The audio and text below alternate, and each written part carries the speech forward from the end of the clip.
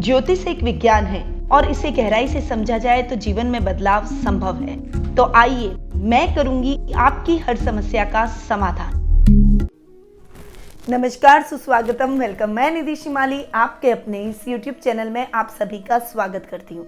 आज मैं आपके सामने देव गुरु बृहस्पति के राशि परिवर्तन की जानकारी लेकर उपस्थित हुई हूँ और अब तक मैंने आपको मेष और वृषभ राशि वालों के देव गुरु बृहस्पति के परिवर्तन के प्रभावों के बारे में बताया। आज मैं आपको बताऊंगी कि मीन राशि पर देव गुरु बृहस्पति के इस राशि परिवर्तन का क्या प्रभाव देखने को मिलेगा। वैसे भी वार्षिक राशिफल के दौरान मैं आपको बता चुकी हूँ कि अप्रैल माह में 3 बड़े ग्रहों का राशि परिवर्तन होने जा रहा है। उसमें से एक ग्रह है देव गुरु बृहस्पति। अभी तक मैंने आपको राहु के राशि परिवर्तन के पूरे वीडियोस दे चुकी हूँ, तो प्लेलिस्ट में जाकर आप हमारे उन वीडियोस तक पहुंच सकते हैं और राहु के राशि परिवर्तन का अपनी राशि के हिसाब से वीडियो देख सकते हैं। आज मैं आपको बताने वाली हूं कि गुरु 13 अप्रैल को राशि परिवर्तन करते हुए कुंभ राशि से स्वग्रही होकर सुबह करीबन 7:28 पर मीन राशि में पूर्वा भाद्रपद नक्षत्र में प्रवेश करेंगे और ये लगभग 1 वर्ष तक यानी 22 अप्रैल वर्ष 2023 तक मीन राशि में स्वग्रही होकर विराजमान रहेंगे। देव गुरु बृहस्पति विद्वानों के प्रति ग्रह माने गए हैं, जैसा कि इनके नाम में ही है। गु यानी अज्ञान और रू यानी नाशक, यानी अज्ञान के नाशक ग्रह इनको कहते हैं, यानी ज्ञान प्रदाता ग्रह के रूप में इन्हें हम देखते हैं। ये एक पुरुष ग्रह है। संयम, नम्रता, गंभीरता, न्याय, धन और उत्तम भाग्य के कारक ग्रह भी माने गए हैं। धन और पुत्र संतान की प्राप्ति करवाने वाले ग्रह इनको कहते हैं और विवाह कारक ग्रह भी इनको कहते हैं। यानी पुत्र संतान की प्राप्ति के लिए अगर देखा जाए तो सबसे पहले देवगुरु बृहस्पति की पोजीशन कुंडली में देखी जाती है। वहीं विवाह के लिए शुक्र के साथ साथ गुरु ग्रह की पोजीशन भी देखना आवश्यक होता है। विवाह के समय गुरु के बल को अवश्य देखा जाता है। गुरु प्रातः काल के स्वामी हैं। उत्तर दिशा, वृद्ध व्यक्ति और व्यापारी वर्ग पर इनका आधिपत्य रहता है। अगर कुंडली में गुरु पुरुष राशि में विराजमान हो तो जातक प्रारंभ से ही व्यवसाय यानी स्वतंत्र रूप से व्यापार करता है। दसमस्त गुरु हमेशा नौकरी करवाते हैं और कुंडली में वैसे भी केंद्र स्थान में गुरु के रिजल्ट बहुत ही अच्छे रहते हैं। उसमें लग्न में अच्छे रहते हैं, लग्न से ज़्यादा सुख स्थान में, सुख स्थान से ज़्यादा सप्तम में और सप्तम से ज़्यादा दशम भाव में गुरु उत्तम परिणाम देते हैं। गुरु धनु राशि और मीन राशि के स्वामी ग्रह हैं। कर्क राशि में उच्च के और मकर राशि में नीच के प्रभाव दिखाते हैं और यदि केंद्र में गुरु उच्च के या स्वग्रही होकर विराजमान हो तो हंस नामक महापुरुष योग भी बनाते हैं। गुरु और चंद्र की युति गज केसरी योग का निर्माण करती है। गुरु का लीवर, त्वचा, मोटापन पर अधिकार रहता है। यदि आपकी कुंडली में रोग भाव में गुरु बैठे हो तो वो व्यक्ति वजन से संबंधित समस्या से ग्रसित रहता है और 42 वर्ष के बाद व्यक्ति के जीवन पर देव गुरु बृहस्पति का अधिकार होता है, यानी उनका प्रभाव अत्यधिक देखने को मिलता है। तो ये तो है गुरु की बेसिक कैरेक्टरिस्टिक। अब जान लेते हैं कि मिथुन राशि वालों के लिए देव गुरु बृहस्पति के इस राशि परिवर्तन का क्या इफेक्ट देखने को मिलेगा।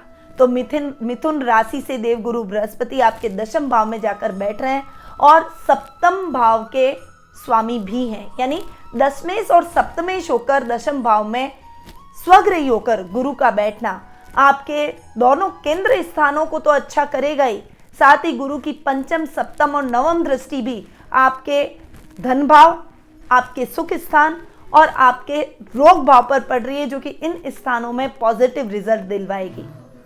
देव गुरु बृहस्पति आपके कार्य में प्रगति करेंगे। नौकरी पेशा लोगों के लिए ये समय बहुत ही उत्तम परिणामदायक रहेगा।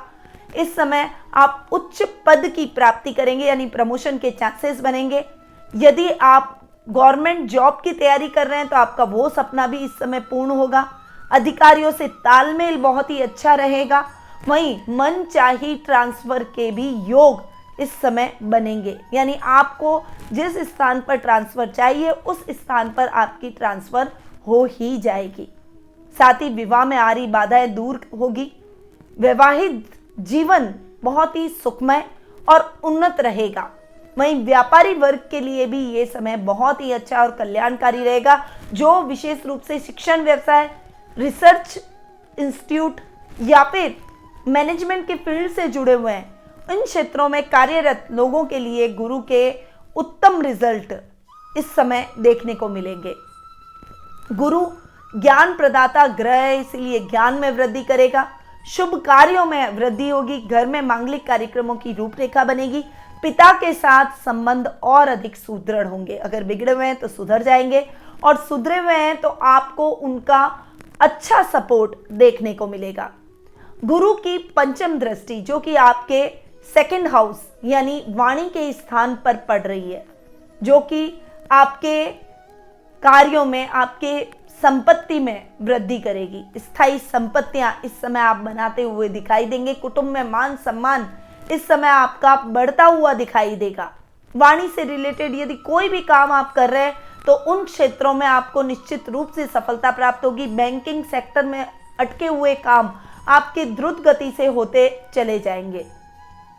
यदि विवाह योग्य हो चुके हैं और शादी नहीं हो पा रही है, या फिर अपना मनचाहा लाइफ पार्टनर आपको नहीं मिल पा रहा है, तो इस समय मिलने के पूरे योग बनेंगे। ये समय आपके मान सम्मान, यश, कीर्ति को बढ़ाता हुआ दिखाई देगा। कुटुंब में मांगलिक कार्यक्रमों की रूपरेखा रखी जाएगी। गुरु की सप्तम दृष्टि आपके सुख स्थान पर पड़ रही है, जो कि आपके सुखों में वृद्धि करती हुई दिखाई देगी। घर में लग्जरियस आइटम की खरीदारी होगी। नए घर का सपना आपका इस समय पूर्ण हो जाएगा। अगर आप घर चेंज करना चाहते हैं तो वो सपना भी आपका पूर्ण होगा। वहीं इस समय नए वाहन का सुख आप प्राप्त करेंगे। आपका मनचाहा या लग्जरियस वाहन की खरीदारी आपकी होगी। प्रॉपर्टी से संबंधित क्रय विक्रय के कार्यों में आ रही बाधाएं दूर हो जाएगी। अगर आप प्रॉपर्टी लेना चाहते हैं तो आपका वो सपना भी पूरा हो जाएगा। आर्थिक स्थिति से आप बहुत अधिक सुदृढ़ और स्ट्रांग अपने आप को महसूस करेंगे।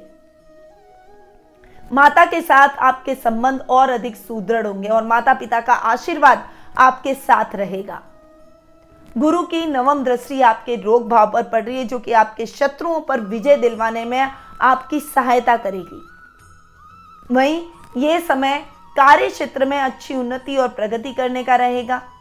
इस समय आध्यात्मिक भावों से आप भरपूर रहेंगे। ननिहाल पक्ष से आपको आर्थिक सपोर्ट मिलने की संभावना बन जाएगी, या फिर उनसे संबंध बिगड़े हुए हैं तो और अधिक सुधर जाएंगे। इस समय कर्ज की स्थितियों से मुक्ति मिलेगी, और कर्जे की समस्या से आप बहुत लंबे टाइम से परेशान थे, तो अब लोन आपका पूरा चुकता हो जाएगा। आप एकदम रिलैक्स हो जाएंगे। वहीं स्वास्थ्य संबंधी समस्याओं में भी आपको उत्तम परिणामों की प्राप्ति होगी। आप अपने आप को स्वस्थ और तंदुरुस्त महसूस करेंगे। तो गुरु के रिजल्ट मिथुन राशि वालों को बहुत ही उत्तम देखने को मिल रहे हैं। गुरु चूंकि आपके केंद्र स्थान में दशम भाव में स्वग्रही होकर बैठ रहे हैं, तो हंस नामक महापुरुष योग बना रहे हैं। तो ये साल मिथुन राशि वालों के लिए बम्बारमेंट करने का रहेगा। आपके सुख, सौभाग्य और समृद्धि को बढ़ाएगा। अब आते हैं उपायों पर। आप अगर इस महापुरुष योग का लाभ प्राप्त करना चाहते हैं, गुरु के परिणामों को और अधिक उत्तम करना चाहते हैं, तो अच्छी क्वालिटी का पुखराज जरूर धारण करें। वहीं इस समय आपको गोल्ड जरूर पहनना चाहिए। गोल्ड की चेन या गोल्ड की अंगूठी, अपने शरीर पर सोना पहनना आपके लिए बहुत ज्यादा लाभदायक रहेगा। पीपल के पेड़ में जल चढ़ाएं और बहते हुए पानी में चावल बहा दें। ये भी गुरु के बहुत ही उत्तम परिणाम हैं। अपने पूजा कक्ष में यदि आपके दक्षिणावर्ती शंख नहीं है, तो आपको चावल भरकर उस दक्षिणावर्ती शंख में और अपने पूजा स्थान में माँ लक्ष्मी की मूर्ति के पास में रखना है। अगर भगवान विष्णु की प्रतिमा नहीं है, तो शयन करते हुए भगवान विष्णु और माता लक्ष्मी की प्रतिमा को पूजा कक्ष में जरूर लगाएं। इससे गुरु के बेस्ट रिजल्ट आपको देखने को मिलेंगे। तो ये जो मैंने आपको उपाय बताया है ये आपको जरूर करना है, परंतु ये उपाय जो मैंने आपको बताया ये गोचर के हिसाब से बताया। अभी मैंने आपको पुखराज पहनने का कहा, पर क्या आपकी जन्म कुंडली में गुरु की पोजीशन अच्छी है? कोई भी रत्न पहनने से पहले इस बात का आपको पता कर लेना बहुत आवश्यक है कि आपकी जन्म कुंडली में उस ग्रह की पोजीशन कैसी है।